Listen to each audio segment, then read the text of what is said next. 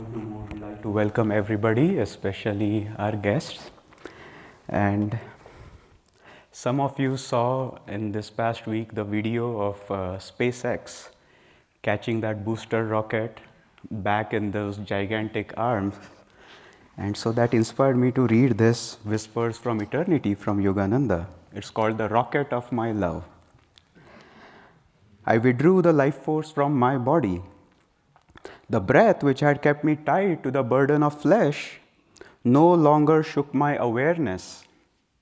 My rocket of life penetrated through the star in the all-seeing eye of light in my forehead. The rocket soared outward. Its cone of focused concentration and deep feeling exploded to oneness with the countless atoms of space and with the little points of self-awareness in all beings.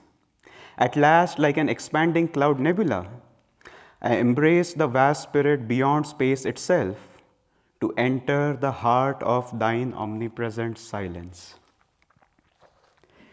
And Whispers from Eternity is wonderful because you realize very quickly that Yogananda appropriated, if I may use that word, everything that's technological, devotional, creation into his service for reminding him and us of the goal of self-realization. I was reading there is Whispers that talks about make me the submarine which will reach to thee. There's the rocket, there's the plane, make me an eagle of progress. You name it, it's all in there. And that's why it's such a nice book. Our hearts are what we have to offer to God. As you saw that chant in the Temple of Silence, it says, I'll meet thee, I'll touch thee, I'll love thee, and coax thee to my altar of bliss. And you can't force God by arm twisting him with the dint of your meditation and efforts and self-mastery, etc. We have to coax God. And he can only be coaxed by the devotion of our heart. As Yogananda used to say, God has an inferiority complex. He's like a small child who thinks nobody wants to hear him. But he comes like a thief in the night, as the Bible says, to steal the honey of our heart. And as we were doing the fire ceremony, I realized, there is a sweetness there. We offer the ghee as a part of the Gayatri mantra, but you don't just offer it as it is. You first warm and melt it. Ghee when it's solid you can't see through it. But as you warm it, it becomes transparent. And so our hearts have to be melting with love and aspiration for the divine.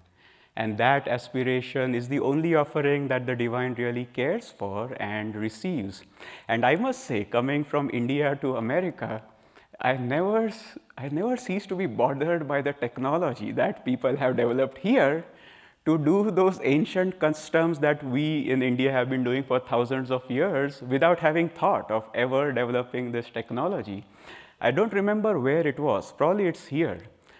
I was trying to find, this was when we were doing the fire ceremony and Prashad was helping us. This was for a weekend retreat. And I was trying to find out where the ghee is. And it was sitting on this contraption. It's saying it's getting warmed. And so the Americans have developed this contraption. You plug it into the electricity and you put the ghee on there and it slowly through the glass warms the ghee and melts it. And I remember thinking, how come we never thought of that? We still in India, you put it on the stove and heat it and then pour it back into a glass container. And I remember Shankara, who's from America, he's American, a Yale grad, but he's been living in India for almost 20 years now, so he's Indian. And last time he came here, he came to me and said, I found the greatest invention of all time when I was staying in Palo Alto. I said, what's that? He says, onion goggles. I said, what's onion goggles? So the Americans have developed these goggles. They seal your eyes so that when you peel onions, your eyes don't water. And I was thinking, how come we never thought of that? And, but the Indian genius, as Yogananda said, comes in answering the questions that deal with eternity and immortality. The Indians don't really like to think about life on this plane. It's the hereafter that's of great interest. Eternity, as Yogananda says, In the first line, the characteristic features of Indian culture have been the search for eternal verities. And onion goggle is not an eternal verity, I guess. So they developed Kriya Yoga. What's the fastest way to achieve self-realization? What's the quickest way to get there? How can we burn karma? And so on and so forth. And as Yogananda said, the East and the West must unite. One without the other becomes lopsided. And so we are sort of at the forefront of that. We are using Eastern technology when it comes to meditation. But we are also using meditation cushions, meditation benches, and so on and so forth, and which is the innovation and the genius of the West to make things work easily. But coming back to this topic of first things first, as I said, it's about our heart. And there's a nice story, but the quality for this week is humor. And there was a story from Lahiri Mahashaya's life that I wanted to share. It's in the autobiography of a yogi, so I'll read it. It didn't really fit the Mahasamadhi celebration that we had a couple weeks ago, so this might be a nice opportunity because it conveys the exact same principle. Seek ye first the kingdom of God and his righteousness, and all these things shall be added unto you. And the scene is in the Himalayas. Babaji has materialized this palace out of nothing so that Lahiri Mahashaya, whom he has summoned from Danapur to Ranikhet, can receive Kriya Yoga. And what's beautiful about this is the masters in their role act so human. So after he receives Kriya, Lahiri Mahashaya receives Kriya in this great palace, you'd think he would be in bliss, which he was, but he was also hungry, because it was an all-night affair. So I want to read this excerpt to all of us. Lahiri writes, re-entering the palace, fabulously glistening in the cold Himalayan sunlight, I sought the presence of my master, Babaji. He was still enthroned, surrounded by many quiet disciples. Lahiri, you are hungry, Babaji said. And then he dematerialized the palace, and then he lifted an earthen vessel from the ground. Put your hand there and receive whatever food you desire. And Lahiri Mahashaya writes, as soon as I touched the broad empty bowl, it became heaped with hot butterfly luchis, curries, and rare sweet meats, which is sweets. I helped myself, observing that the vessel was ever filled. At the end of my meal, I looked around for water. My guru pointed to the bowl before me. Lo, the food had vanished. In its place was water, clear as from a mountain stream. And then Babaji said, few mortals know that the kingdom of God includes the kingdom of mundane fulfillments. The divine realm extends to the earthly, but the latter, being illusory, cannot include the essence of reality. It's the same statement from Babaji as from Jesus, but I wonder if you have noticed. It's always been, this has been very delightful to me because Lahiri Mahashaya was, he broke, conventions. He was householder, he was still liberated, and so on and so forth. But the norm is, after Kriya Yoga, you only have a light dinner of khichdi. Deva Leela's away, we have a Kriya ceremony next week, and so I'm the host there, and I was looking at the schedule, and it says very clear, light dinner after Kriya. Rightly so. But when Babaji said to Lahiri Mahashaya, okay, you're hungry, here, you can have whatever you like, Lahiri Mahashaya didn't choose a light khichdi or a salad. What did he choose? Hot butter-fried luchis, curries, and rare sweet meats. And probably he had more than one helping. Because he saw that the pot kept being filled. And anyway, I don't think we'll ever do that, but there's a sweetness there. It's a celebration also. When we receive Kriya, we have, as Yogananda said, Peter's key to heaven. The journey to self-realization can be exceptionally accelerated by the right practice of this technique. And this is why the saints in India, when they meet their disciples, they often feed them, like to the gills. Lahiri Mahashaya did this. If you remember when Yogananda met Sri Yukteswar. He fed Yogananda almond sweetmeats and mangoes. And when Yogananda would meet his disciples, that's what he would do. I was reading Bob Raymer's account of him meeting Yogananda, and he was trying to get Yogananda to give him Kriya Yoga. And instead, Yogananda kept feeding him baklavas and popping those in his mouth and showing him his family album and saying, "Doesn't my brother look like Cary Grant?" And so on and so forth. He kept deflecting the question.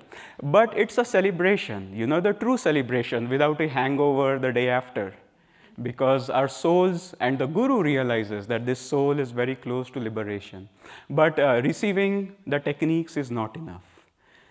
First things first, the line that Jesus said was also addressed to his close disciples. As we all have a degree of sincerity, we know that we want to become free.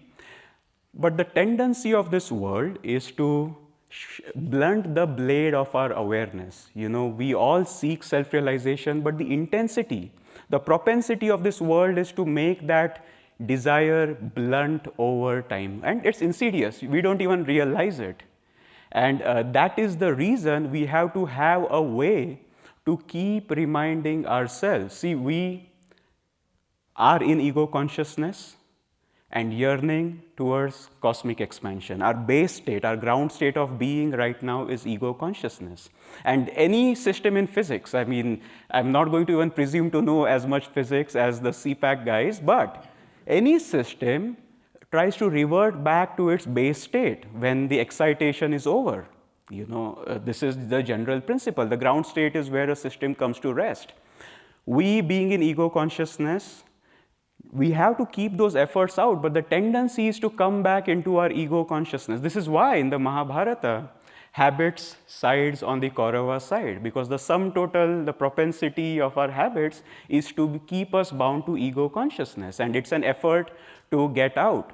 And this is why we have to have a way of reminding ourselves of the spiritual truth. So we all, I know, are in one way or the other yearning for self-realization. But there are certain things, and I was thinking of 2 or 3, that we can do, perhaps to remind ourselves with intensity of that high goal. And the first thing that I was thinking of is based on my recent visit to Yellowstone with Nayaswami Jaya. And it has nothing to do with Yellowstone itself, except when we were walking to Grand Prismatic, one of the springs there, which is exquisite.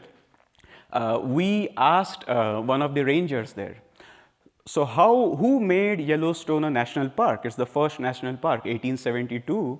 And what happened? And the ranger, she was telling us, well, it was Ulysses Grant, and what happened was, it's very interesting. What happened was a bunch of explorers the year before, as they were exploring America, they reached Yellowstone and they saw how exquisite the landscape was, how unique it was. And they determined amongst themselves that nobody can ever own this land. It should never be privatized. It should never be allowed to diminish from this pristine condition. And the only way to do that is to protect it through an act of law. And so they went to Ulysses Grant and said to him, we should protect this land. But now Ulysses Grant alone couldn't do it. The Congress had to pass a law. Neither the Congress members nor Ulysses Grant had ever been to Yellowstone. And in those days, you couldn't just drive a car, you couldn't fly. So there was very low chance that they would ever go to Yellowstone. And there was an even lower chance that without going to Yellowstone and knowing what it's about, they would pass such a law for 1,000,000 miles or whatever square miles the distance is, because there was no precedent. This would have been the first national park. Nothing like this had ever been done. And so the ranger was telling us, but the guy who was agitating for Yellowstone to become a national park was smart. He brought with him exquisite, very refined painters, photographers, so that they could bring back images of what that land was really like. And when enough people had seen it in the Congress, the president, they said, oh, of course, we want to preserve this. And they passed the first act of creating a national park. And when I was thinking that, I realized This is what Yogananda did. None of us have seen the land of Samadhi, of eternity. But the autobiography of a yogi, he brings all these great painters. Swami Pranavananda, the sleepless saint, the saint with the levitating saint, Babaji, Lahiri Mahashaya, each of them with their description of what it is like to be in that state. And we read it, without knowing what that book might do to us. And suddenly we realize, oh, but of course I want this. Remember, we are gravitating towards a state that can't be painted necessarily, that we haven't experienced, but suddenly we find a growing, ever-growing desire in our heart to achieve it. And so it's very important. The reason I was saying this is one of the ways to make sure our yearning for self-realization stays strong is to keep re-inspiring ourselves. Go back to the scriptures, because it's not just words. They remind us intensely of the state that we are trying to achieve. This chapter, Two Penniless Boys in Vrindavan, is an interesting one. There's 3 participants in that chapter: Yogananda, his friend Jitendra, and his friend Ananta. And the chapter was miraculous, not to Yogananda, he was liberated, but to Jitendra, his friend, and to Ananta, his brother. As you saw, Ananta said, oh my God, I didn't know that these spiritual truths worked. I want Kriya Yoga. This is what my life is going to be about. But I don't think he kept on doing, for following upon that inspiration, as Ananta was sharing.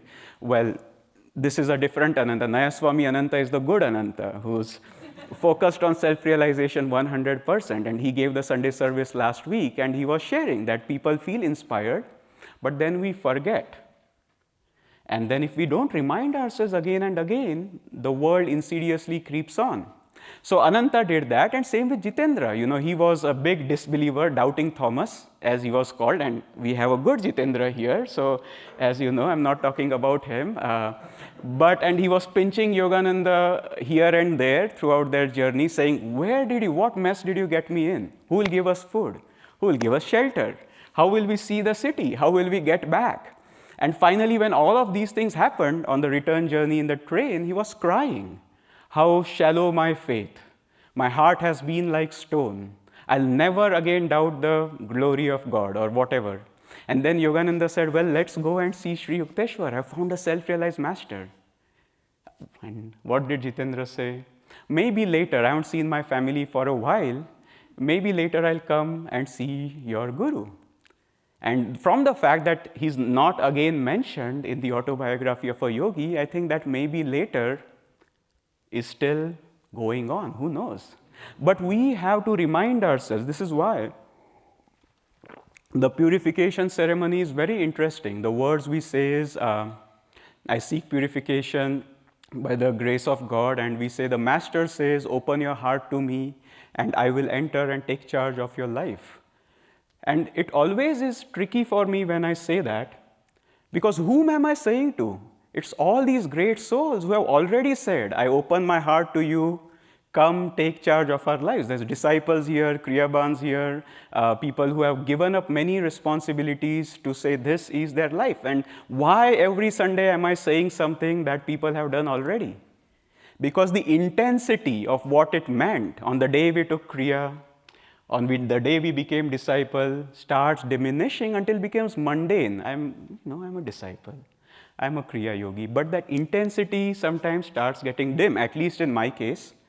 And then I realize, oh, there's that need to re-inspire ourselves, And so for me, going back to autobiography of a yogi, or reading the Rubaiyat of Omar Khayyam, or Whispers from Eternity, or tuning into something Swamiji did, or being around people who are very, very inspired on the spiritual path. When I was new to the path, I told myself, I won't ask for a particular job. I want to work here, there. But I try to work with somebody who's intensely dedicated to the spiritual path. That's what I focused on. Who am I working with? Who can I work with? Whom am I in touch with?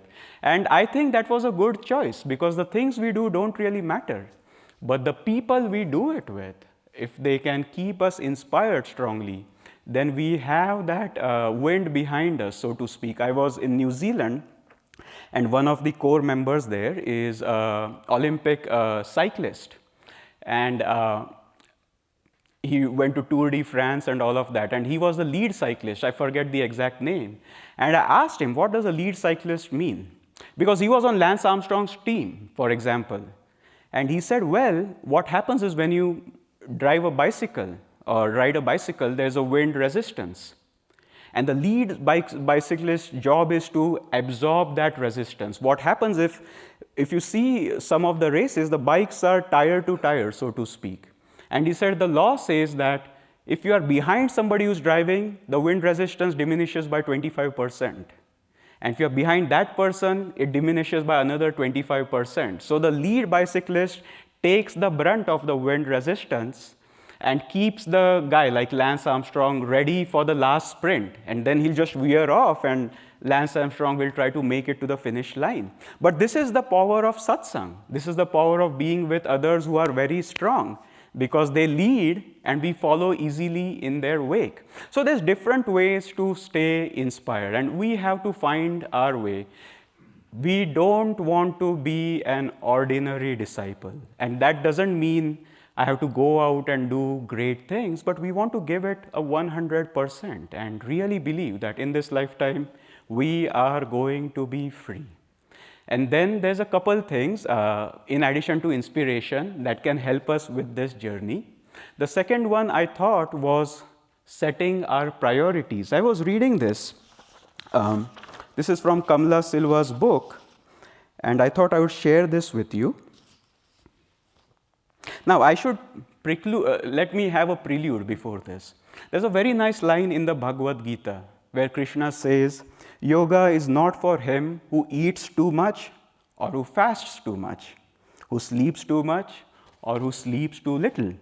One who is temperate in eating, recreation, working, sleeping, and wakefulness attains yoga, which destroys all suffering. So the word recreation, one who's temperate in eating, recreation, working, sleeping, and wakefulness attains yoga, which destroys all suffering. Recreation, in the right proportion, is a part of the spiritual path. So I want to say this as a prelude, but it's a question of proportion.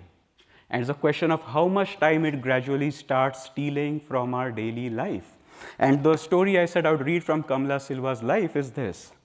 My guru, Yogananda, this is Kamala Silva writing, saw my chess set one day and remarked, one has so little time to realize God completely. He did not suggest that one withdraw from wholesome recreations, but I saw the truth he was imparting to me.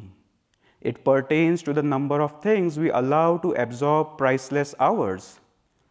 We can choose what is of value to us. It was an important remark in my life because it led me to note which activities fill the hours apart from duties, and to be aware of what interests absorb one's thoughts.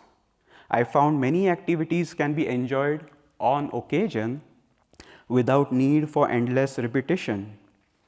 And so there's another line here which I want to read, but this is from, and again I leave you with this because we all need recreation. But the proportion, whether it's games, whether it's cards, whether it's pickleball, whether it's running, which I do, whether it's swimming, if it becomes the most magnetic thing of our evening, it's going to insidiously edge our sadhanas out. And we have to be aware of this. Now, the reason I say this is, and I let the final line on this topic be from Nayaswami Anandi, because she had a delightful way of saying deep things without appearing judgmental. And I remember this one line from her remembrance ceremony about her life. Different people were talking about different things, and we had a video of Nayaswami Padma talking about her interaction with Anandi. And she says in the early 1970s, when they were up at the meditation retreat and they were at the bathhouse, Anandi was washing her feet. She was probably in her 20s. And she suddenly looked up to Padma and said, Padma, if you catch me playing bridge when we get old, shoot me.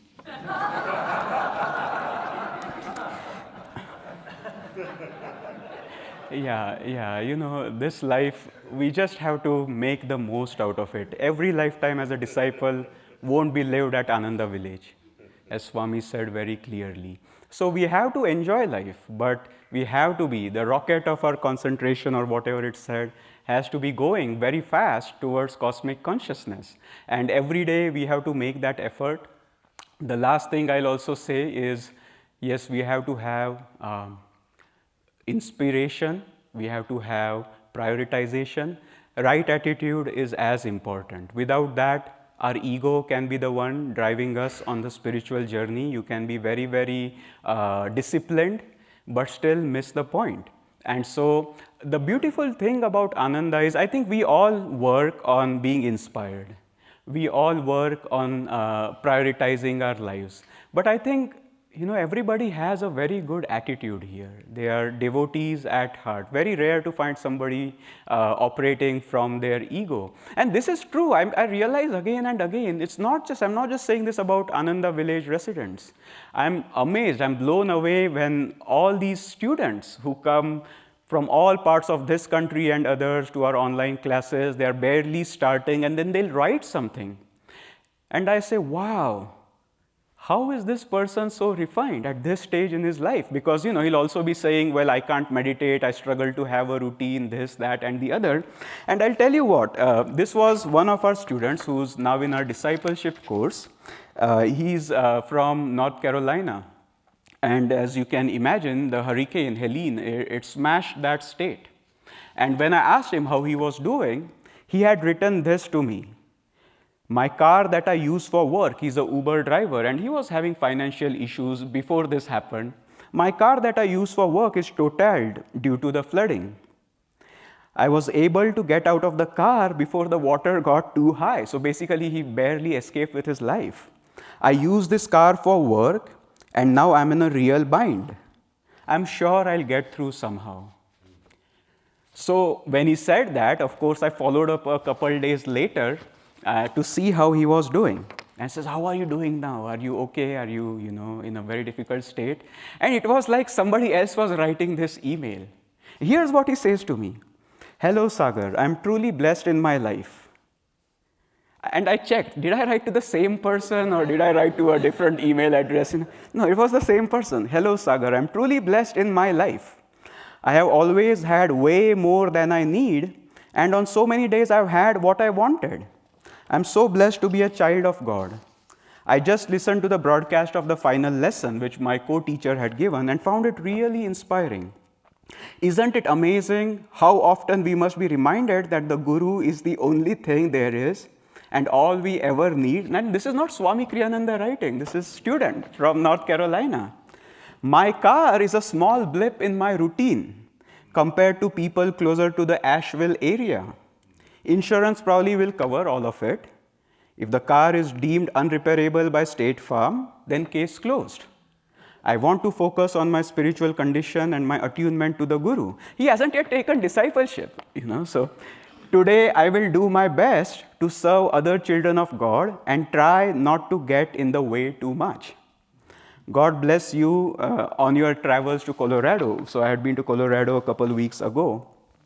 So anyway, these bursts of inspiration just make me realize everybody, we think we are good disciples, not so good disciples, but we have hearts of gold. That's what I've realized more and more. But we have to melt that, as I said, like the ghee is melted by the fervor of our devotion and yearning. When all of these three are combined, deep aspiration, prioritization of life, right attitude, it creates an intensity. In Patanjali, this is called Tivra Samvegam. It's a very peculiar phrase he uses.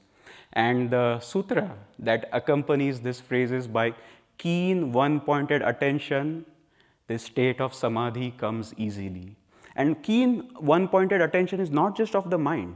The heart has to be involved, the intense yearning, prioritization, and the right attitude. All these three together create an intensity, and that intensity creates a magnetism. The greater the flow of energy, the greater the magnetism. And that magnetism starts drawing the divine response into the ambit of our consciousness. Now, I want to end by sharing what that divine response looks like. And I think some of you have heard the first part of this story, where the story was Yogananda had come back from a talk in the 20s when he was young. He probably was in his late 20s or 30s. This is 1920s. And when he came to the hotel, he was dressed like an Indian with long hair. There was somebody who was drunk. And because he was drunk, he just was familiar with Yogananda, and he put a hand on his shoulder and said, "Hello there, Jesus Christ, how are you doing?" You know? And Yogananda was in such a high state of consciousness that he allowed that consciousness to flow, you know, because he had asked, "How are you doing?" Rather than saying, "Why not give him a touch?" And he transmitted some of this consciousness into this person. And as Yogananda writes, I'm going to read this to you.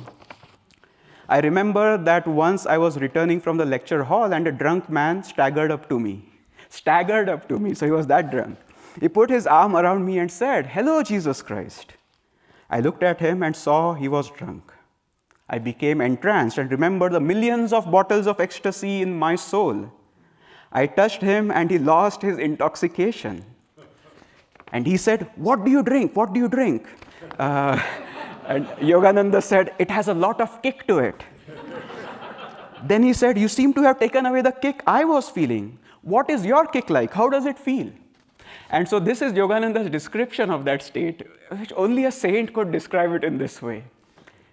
I explained to him that if 10 days of that ancient form of punishment practiced in China in ancient times, where they tickled their feet and didn't allow them to sleep until they died, if 10 days of that punishment were done to you, and if after 10 days of forced wakefulness, suddenly you were allowed to sleep, think of how joyful you would feel. Increase that joy 10 million times and it would not express the joy of cosmic consciousness." So anyway, this is a delightful way for us to remember we don't have to be grim on the spiritual path. The journey is towards joy and bliss, but we have to be sincere. Sincerity is everything, and if we are sincere, then success is assured. Many blessings.